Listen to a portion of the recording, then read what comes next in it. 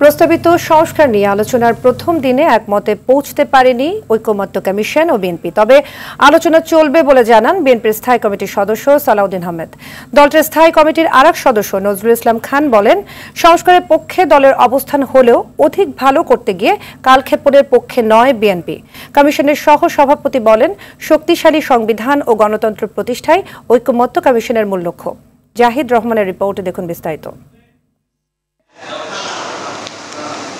কমিশনের দেয়া সংস্কারের সংক্ষিপ্ত সার নিয়ে বিএনপির সাথে দ্বিমতের বিষয়ে আলোচনা করতে বৈঠকে বসে ঐকমত্য কমিশন। বিএনপির 5 সদস্যের প্রতিনিধি দলের নেতৃত্ব দেন নজরুল ইসলাম খান, আর ঐকমত্য কমিশনের নেতৃত্ব দেন অধ্যাপক আলী রিয়াজ।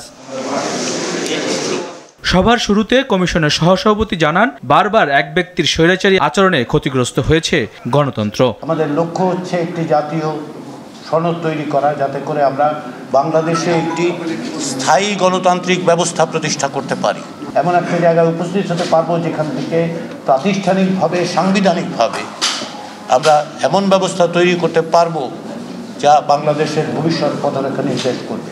বিএনপির স্থায়ী কমিটির সদস্য নজরুল ইসলাম খান জানান, সংস্কার ইস্যুতে বিএনপি সবচেয়ে বেশি সোচ্চার। ঐক্যমত না হলেও 31 দফাই বিএনপির সনদ। খুব বেশি ভালো করার জন্য যেন আমরা এত সময় না নেই, যাতে মানুষের পরিবর্তনের যে আকাঙ্ক্ষা সেটা স্থিমিত হয়ে যায়। যদি ঐকমত্য কমিশনের কোনো সনদ নাও হয়, বিএনপির জন্য সনদ তো আছে একটা।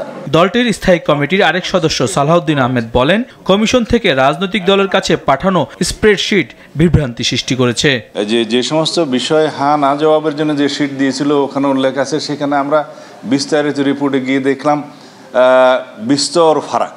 চূড়ান্ত বৈঠকের পর কতগুলো বিষয়ে একমত বা দ্বিমত রয়েছে তা পরিষ্কার হওয়া যাবে বলে জানান বিএনপির এই নেতা।